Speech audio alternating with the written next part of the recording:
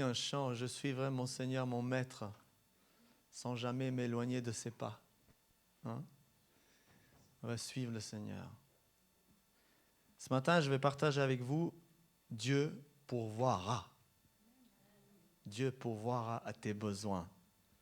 Il pourvoit à tes besoins. Ouais. Dieu pourvoit à tes besoins. On va prendre ce verset dans Deutéronome 2, verset 7. Alors, je vais vous partager Deutéronome 2, verset 7. Alors, je partage ça avec vous tout de suite. Voilà.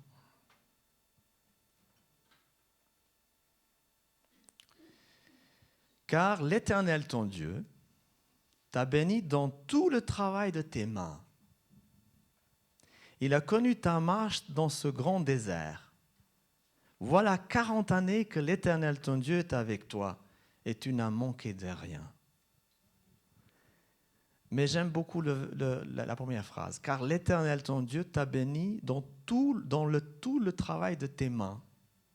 Ça veut dire quoi? Ça veut dire qu'on doit faire quelque chose. La bénédiction ne vient pas comme ça. Nos mains doivent faire quelque chose. Et quand tu fais quelque chose, Dieu prend cette chose-là et la multiplie, et la grandit, et la purifie. Et il est bon pour manger. D'accord? C'est ça. Mais avant, pendant la louange, j'avais une pensée. Pourquoi le Saint-Esprit, dans la Bible, il a été... l'image du Saint-Esprit, c'était une colombe. Ça aurait pu être un lion. Hein? Mais le Saint-Esprit était comme une colombe. Pourquoi? Parce que le Saint-Esprit a besoin de douceur. La Bible dit que c'est dans le calme et la confiance qui sera ta force. Ça veut dire que le Saint-Esprit, il a cette image d'une colombe. Vous ne pouvez pas arriver vers une colombe et l'attraper. C'est impossible. Vous allez l'effrayer. Une colombe, on a l'impression qu'elle a une fragilité, qu'elle a une simplicité, mais quelle liberté. J'aimerais être une colombe, moi. Quelle liberté de voler d'un arbre à un autre arbre. Hein? Et le Saint-Esprit, il a une liberté. C'est lui qui nous rend libres. Veux-tu être libre? C'est le Saint-Esprit qui va te rendre libre. Veux que Dieu pourvoie à tes besoins? La Bible dit, va dans ta chambre, ferme ta porte et parle à ton Père en secret. Ça ne sert à rien de lui dire trop de mots, dire Seigneur, j'ai besoin de toi. Je sais que tu as dit que tu pourvois mes besoins, mais je veux te dire que j'ai besoin de toi, Seigneur. Vraiment. C'est dans le calme et la confiance qui sera votre force. Ce n'est pas dans le stress. Vous ne pouvez pas arriver avec le Seigneur plein de stress. Okay? Ce n'est pas possible. Déjà, vous n'entendez pas ce qu'il est en train de vous dire. Okay? Car l'Éternel, ton Dieu, t'a béni dans tout le travail de tes mains. Donc, il y a quelque chose à faire. On doit faire quelque chose. Si on veut que notre champ donne du blé, il faut aller la semer.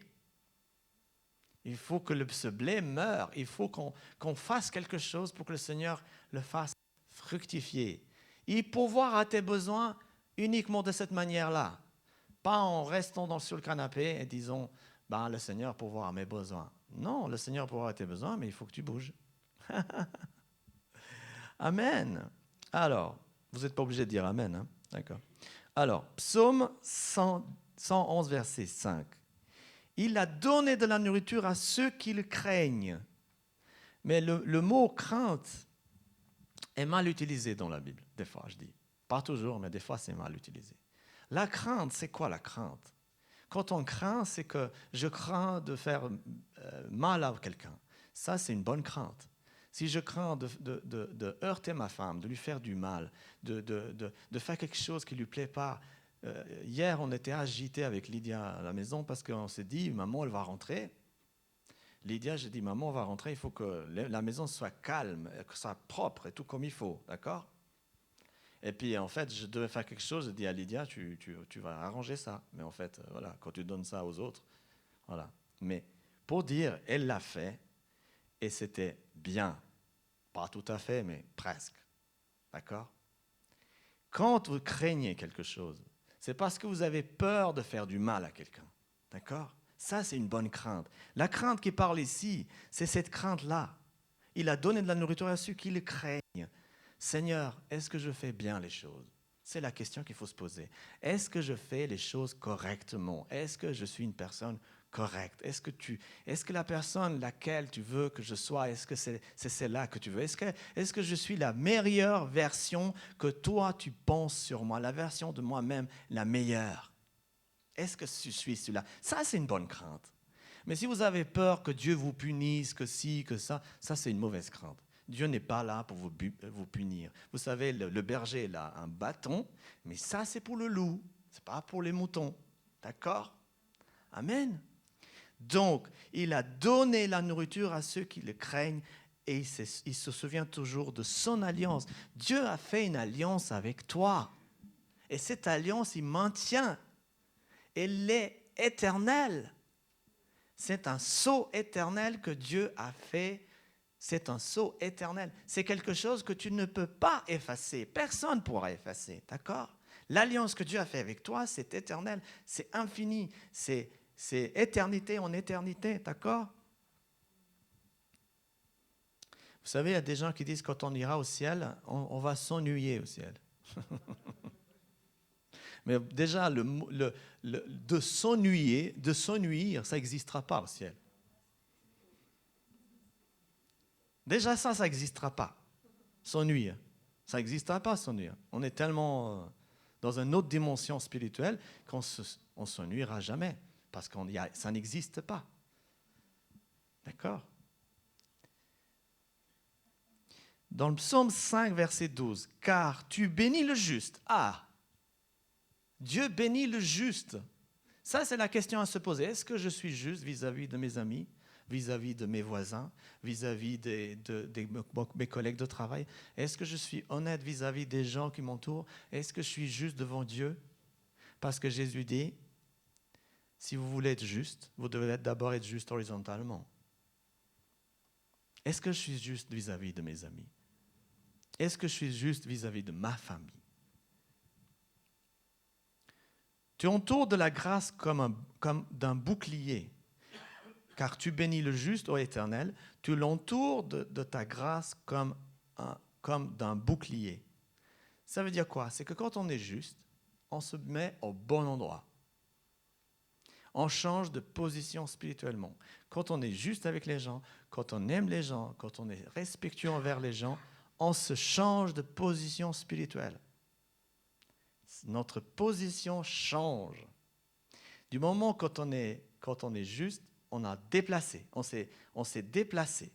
Vous savez, le péché, ce que c'est, je racontais ce matin à un frère, le péché, c'est manquer de cible. Manquer de cible. Si vous avez une cible qui est là, mais que vous êtes complètement très très loin de cette cible-là, vous pouvez lancer toutes les flèches que vous voulez, vous l'allez manquer. C'est la position qu'on doit changer. Si on veut que Dieu pourvoie à nos besoins, on doit changer de position. Mais comment je change de position? Fermons les yeux et dire, Seigneur, est-ce que je veux du mal à quelqu'un? Non, personne. Est-ce que je pense mal à quelqu'un? Non, personne. Est-ce que je suis en paix avec tout le monde? Oui, je suis en paix avec tout le monde. Alors là, je change de position. C'est tout simplement. Et là, je ne manque plus la cible. Parce que là, ma cible est à 1 mètre de chez moi et je peux tirer la flèche. Et là, si je le rate à ce point-là, c'est qu'on a besoin encore de l'aide du Seigneur. D'accord? Dieu ne veut pas que tu rates la cible. Dieu, il a préparé une bénédiction pour toi. Mais à une position spirituelle, à un endroit précis. Vous ne pouvez pas aller au bord du lac et faire les commissions, ce n'est pas possible. Vous allez à la Migros. Et c'est l'endroit où on fait les commissions. D'accord? Et dans le monde spirituel, il y a un endroit précis où vous allez être béni, guéri, transformé, changé, restauré. C'est à cet endroit-là. Vous ne pouvez pas être ailleurs. Si vous êtes ailleurs, ce n'est pas là. D'accord? Vous avez déjà peut-être vécu, il y a votre dos qui gratte, et vous demandez à quelqu'un de gratter le dos. Et puis il gratte partout sauf là où il faut. C'est vrai. Ne laissez pas les autres s'occuper de vos affaires. Occupez-vous de vos affaires. D'accord? Et Dieu vous pourvoira vos besoins à ce moment-là. À ce moment-là. Pourquoi? Parce que Dieu veut te bénir, mais il t'attend avec plein de bénédictions. Vous savez, Dieu arrive avec 3 points lourds de bénédictions et il veut vous bénir et vous êtes pas au bon endroit. Et c'est ça souvent ce qui arrive avec nous, les frères et sœurs. C'est ce qui m'arrive avec moi. Je ne mets pas la pierre sur personne. Ça m'arrive avec moi aussi. J'ai pris conscience que Dieu a préparé des bénédictions, mais je dois être au bon endroit, au bon moment, avec des bonnes personnes. Je disais à un frère ce matin, si tu veux devenir médecin, il ne faut pas rester avec des ouvriers de chantier. Je suis désolé. Si tu veux devenir c'est pas qu'il ne faut pas rester avec eux, c'est des gens extraordinaires. Il y a des gens formidables dans les chantiers. Mais si tu veux devenir médecin, ce n'est pas avec eux que tu vas apprendre quelque chose. Il faut aller rester avec les médecins. Dieu te dit, mais qu'est-ce que tu veux, ma fille? Qu'est-ce que tu veux, mon fils? Je veux te bénir. Je veux pourvoir à tes besoins. Il est là, il veut te bénir, il veut pourvoir à tes besoins. Mais pourquoi des fois on n'a pas ce qu'on veut? Ça c'est la question. Je veux ça puis je ne l'ai pas. J'aimerais ça et je n'ai pas. Il y a 2 possibilités. La première possibilité, c'est que vous n'êtes pas bien positionné, premièrement. Votre position n'est pas juste. La deuxième possibilité, c'est que Dieu a dit non à ça. Et quand Dieu dit non, vous pouvez dire ce que vous voulez, non. Dieu sait dire non. Dieu dit non. Dieu, c'est un père. Et quand, moi je me rappelle avec les enfants, quand on était à la Migros, puis qu'ils voulaient des bonbons, quand on disait non, c'était non. Même si les bonbons, c'est super hein, pour les enfants. Après, il n'y a pas de dents, il n'y a plus de dents. Voilà, mais voilà. Dieu dit non. Vous savez, Dieu ne dit pas toujours oui. Il dit non parce que c'est néfaste pour toi. Même si c'est quelque chose de bien. Ça peut être néfaste pour toi. OK? Dans Ésaïe 46, verset 4, Ésaïe 46, verset 4, jusqu'à votre vieillesse, je serai le même. Jusqu'à ta vieillesse. Il y a des gens qui disent, oh, maintenant je suis vieux, je ne pourrai pas être béni, Dieu ne pourra plus à mes besoins, je suis vieux, mais vous savez quoi? Vous savez quoi? Jusqu'à la vieillesse, Dieu est avec toi. Jusqu'à votre vieillesse, je vous soutiendrai. Je le fais et je veux encore vous porter et vous soutenir et vous sauver. L'Éternel veut te soutenir jusqu'au bout de cette aventure sur terre. Parce que sur la terre, on fait une petite aventure là. Nous sommes des êtres éternels. Tu ne mourras jamais. Et d'ailleurs, le mot mort en français veut dire l'âme hors. Mort, l'âme hors. Hors du corps, l'âme mort, l'âme hors. D'accord? C'est ça qu'il veut dire. C'est que notre âme sortira de ce corps-là et on ira dans l'éternité avec l'Éternel. Alléluia! Moi, je me réjouis. Bon, pas trop tôt, mais je me réjouis quand même. Alléluia! J'ai des choses à faire ici, bien sûr, mais je sais ce qui m'attend. D'accord?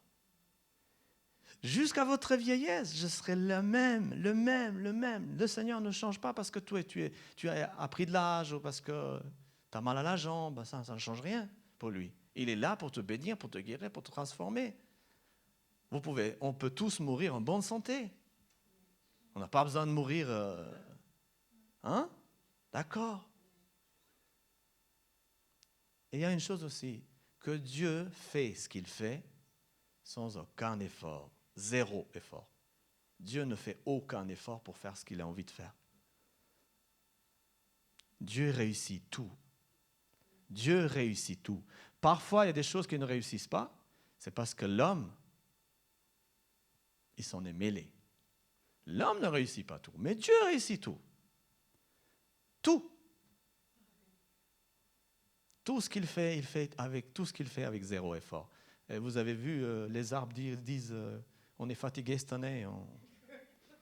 Vous n'entendez pas? La nature ne dit pas qu'elle est fatiguée.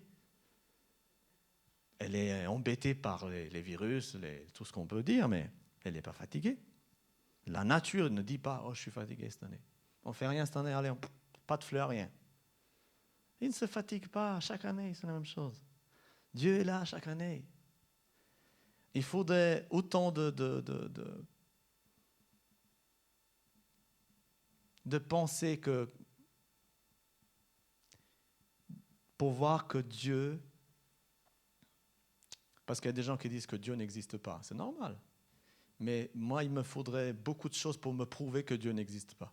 On ne peut pas me prouver le contraire. Alléluia. Je le fais encore. Je le fais encore. Je vous porte. Je vous porte. Vous savez, tout ce qu'on nous mangeons aujourd'hui, qui a été transformé par l'homme, la plupart des produits ne sont pas bons à manger. Mais tout ce que Dieu a créé, tout ce qui est naturel, tu peux le manger, pas de souci. Vous pouvez faire l'expérience. Tout ce que Dieu a fait, vous pouvez manger des pommes, des poires, tout ce que Dieu a produit, tout ce que Dieu a créé, tout ce que Dieu a développé, vous pouvez en manger. Sauf ce qui est toxique, bien sûr. D'accord ? Amen. Mais tout ce que l'homme a transformé, parfois, ce n'est pas très bon. OK ? Mais ça, c'est une autre histoire. C'était une parenthèse. Alors, dans Matthieu 6, 31, 33. Parce qu'il arrive souvent que les gens s'inquiètent. Ils s'agitent, ils ont peur, ils perdent leur travail, ils sont inquiets de l'avenir, de ce qui arrive, de la société, des guerres et tout ce qui arrive. Mais la Bible dit, c'est Jésus qui parle là, il dit « Ne vous inquiétez donc point.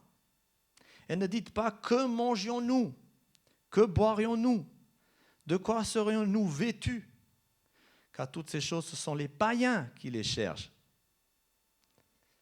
Votre Père céleste sait que vous en avez besoin. Cherchez premièrement le royaume et la justice de Dieu, et toutes ces choses vous seront données par-dessus. » Comment je cherche le royaume de Dieu? Comment je le cherche? Quand je cherche à plaire à Jésus. Quand je cherche à faire ce qu'il m'a demandé. Vous savez, vous pouvez être au travail et puis quelqu'un vous critique par derrière, par devant, ou je ne sais pas comment, mais il vous critique. Il dit que vous êtes mauvais, que vous êtes ci, que vous êtes malhonnête et tout. Prenez 5 minutes. Allez quelque part, cachez-vous. Et dites, Seigneur, je sais que c'est injuste, mais je veux te le donner, cette histoire. Je ne veux plus m'en occuper. Je veux te l'abandonner. Vous savez, quand quelqu'un nous critique, quand quelqu'un nous embête, quand quelqu'un dit des choses méchancetés sur nous, qui ne sont pas vraies, encore c'est pire, et vous êtes en souffrance, vous avez envie de faire votre propre justice, vous avez envie d'aller vers cette personne, lui dire, c'est pas vrai, vous êtes malhonnête, tatati, vous avez envie, déjà dans votre tête, vous le faites. Vous commencez à dire, oui, c'est pas vrai, c'est pas juste, moi je suis quelqu'un, vous essayez de négocier déjà dans votre tête. Mais faites comme ça. Allez-y donc dans un endroit caché, et puis dites, Père, toi tu sais que c'est pas juste, moi aussi, mais c'est pas grave, c'est un fardeau, je vais te le donner, je peux pas m'en occuper.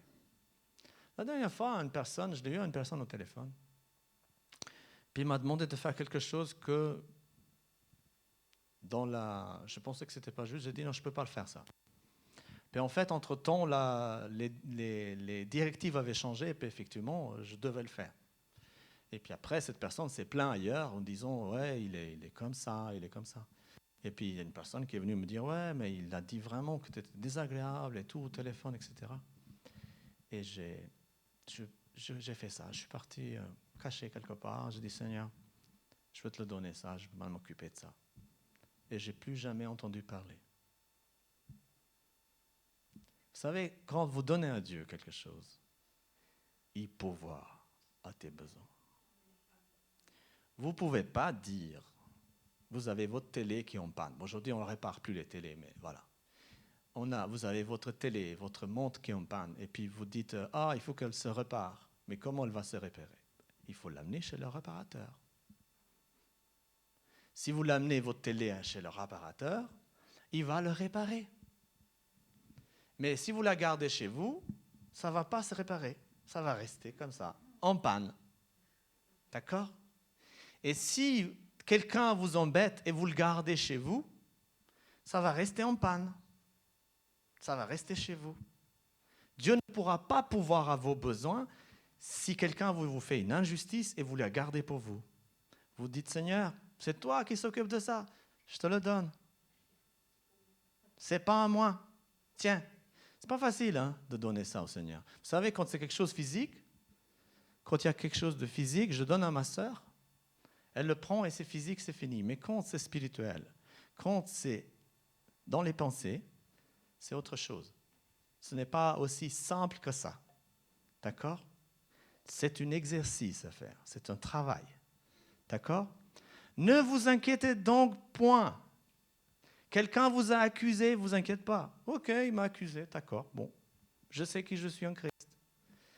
Ne dites pas que mangeons-nous. Je ne vais pas dire qu'est-ce que je vais faire maintenant. Mon patron va me mettre dehors. Qu'est-ce que je vais faire? Ne vous inquiétez pas de ça.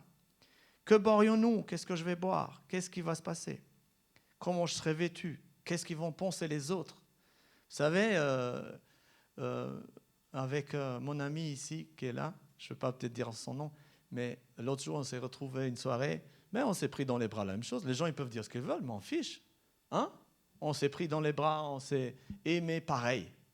Les gens, ils disent ce qu'ils veulent. Les gens, vous savez, les gens, ils disent ce qu'ils ont envie de dire. Voilà. Vous savez, les gens, ils aimeraient bien appuyer sur le bouton et puis que toi, tu danses. Mais nous, on ne fait pas ça. Nous, on sait qu'on s'aime et point terminé. Que ça soit là, que ça soit là-bas, peu importe. Les gens peuvent penser ce qu'ils veulent. D'accord? Voilà. Dieu pourvoira à tes besoins du moment que tu sois aligné et au bon endroit, et au bon moment, et précis. Il y a un pasteur qui disait, nous sommes au bon moment, au bon endroit, avec des bonnes personnes en train de faire des bonnes choses. Et nous sommes au bon moment, au bon endroit, avec des bonnes personnes en train de faire des bonnes choses. Amen. Et pour vous dire le verset final de Philippiens 4, verset 19, « Et mon Dieu pourvoira à tous vos besoins selon sa richesse, avec gloire en Jésus-Christ. » Selon sa richesse. Vous pensez que Dieu est riche? Oui? Combien de milliards il a, le Seigneur, en banque? Oui? Il est plus riche que Jeff Bezos? Qui pense que le Seigneur est plus riche que Jeff Bezos? Oui? Quel est l'homme le plus riche du monde? Jeff Bezos? Jeff Bezos est l'homme le plus riche? Ou Dieu peut le dépasser, Jeff Bezos? Il a combien de dollars dans la banque du Seigneur? Il y a combien? Hein? Il y a beaucoup dans la banque du Seigneur. Et selon sa richesse. Donc il peut voir à tous tes besoins selon vos besoins, selon sa richesse. Selon sa richesse, ça veut dire quoi? Ça veut dire qu'il y a de limites? Ça veut dire que c'est limité, il peut voir nos besoins. Oui, parce qu'en fait, le Seigneur, il a 20 000 francs en banque. Et puis voilà, il n'a que ça pour tous les êtres humains. Vous imaginez? Selon sa richesse. Et vous savez, Dieu nous a tellement bien fait qu'on n'aime pas tous les Mercedes. Hein. Moi, je n'aime pas les Mercedes. Moi, je préfère d'autres voitures. Et heureusement, on n'aime pas tous les mêmes trucs. OK? Et c'est ça, selon la richesse. Alors Dieu, je peux dire qu'il est riche. OK? Et comme Dieu est riche, donc il n'y a pas de limite. Les bénédictions, il n'y a aucune limite. Vous pouvez être béni d'une manière exponentielle. Vraiment. Attendez-vous à être béni à fond. OK? Mais alignez-vous. Alignez-vous. Allez vers Dieu. En fait, il y a aussi cette question qui se pose souvent, c'est est-ce qu'on doit faire des longues prières ou on doit prier longtemps ou on doit prier court? Qu'est-ce qu'on doit faire? Est-ce qu'on doit prier trop longtemps ou bien on doit prier 2 minutes ou combien de temps il faudrait prier? Jésus, il a dit aux disciples, Jésus a dit, si vous n'avez pas pu rester 1 heure avec moi, c'est la prière, c'est rester avec Dieu. Si tu restes 1 heure avec Dieu, ben, tu as gagné.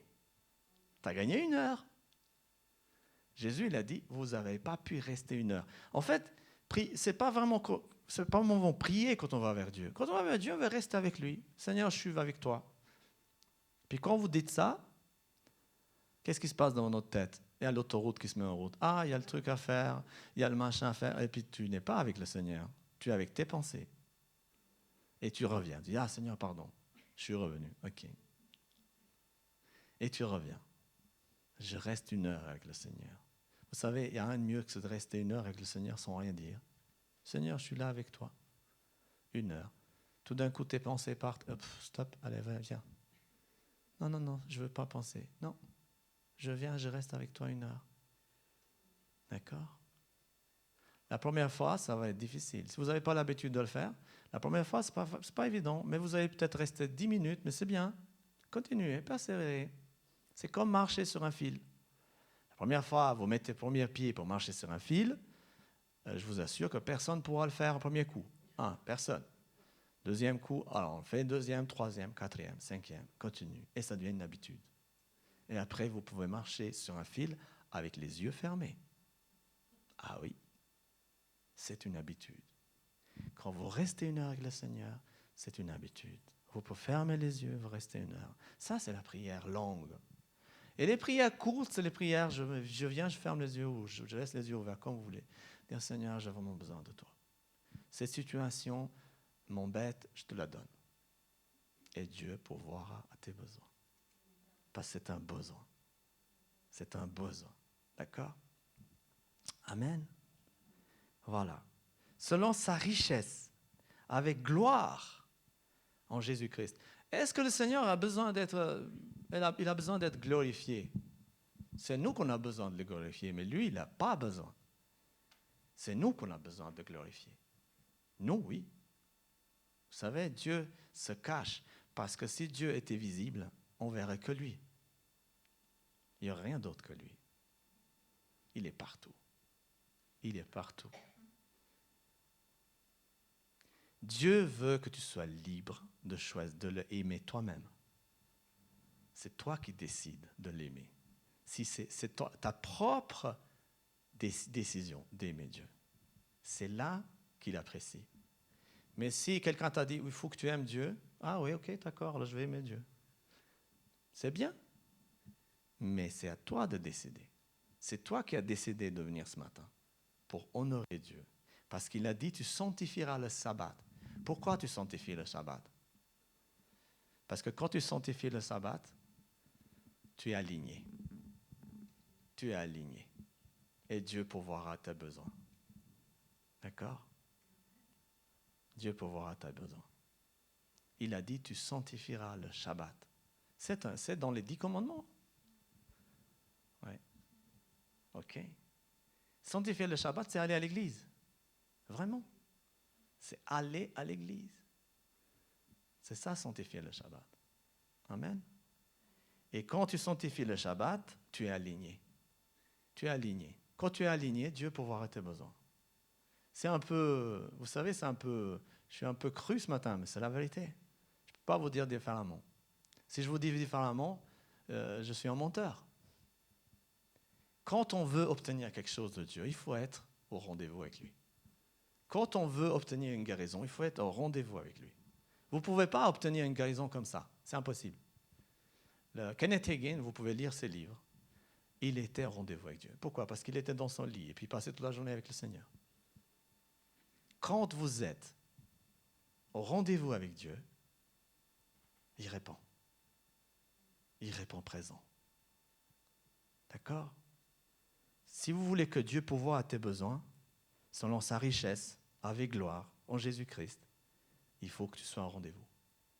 Vraiment. Je t'encourage. Tu veux que ta vie change? Tu veux que Dieu, qu'il y a des besoins que Dieu veut combler dans ta vie? Sois en rendez-vous. Ne rate pas ça. Ne rate pas ça parce qu'après on regrette. Eh oui, moi j'ai vu des gens regretter, qu'ils ont raté des choses.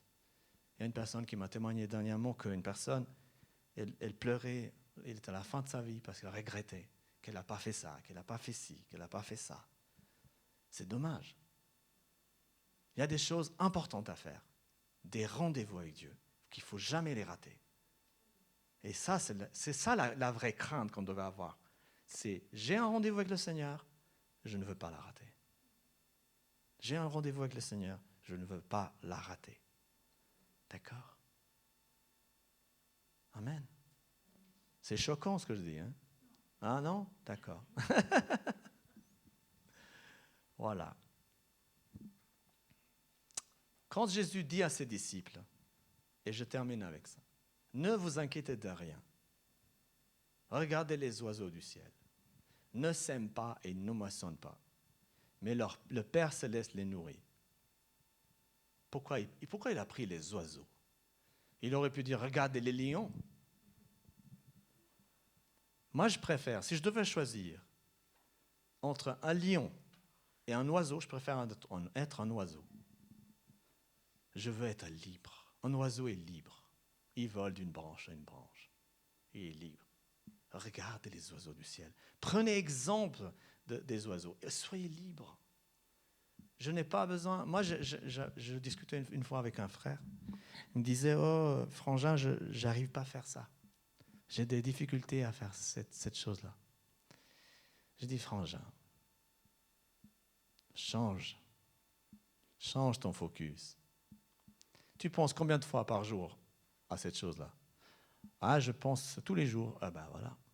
Change de focus. La Bible dit, les violences s'emparent du royaume de Dieu. Ça veut dire quoi la violence? La violence qu'il faut se faire à nous-mêmes, qu'il faut dire à nos pensées. Je modifie ça et je vais être libre. C'est une décision. C'est une décision. Il faut être ferme. Ferme. Je prends l'autorité, je prends la décision. Et ça s'appelle les violents s'emparent du royaume de Dieu. Pour s'emparer du royaume de Dieu, il faut être violent. Mais pas violent envers les gens, mais envers nous, même envers ces pensées qui nous envoient en perdition. D'accord? Dieu pourvoira à tes besoins si tu es aligné. Et si tu restes ferme. Amen. Soyez bénis.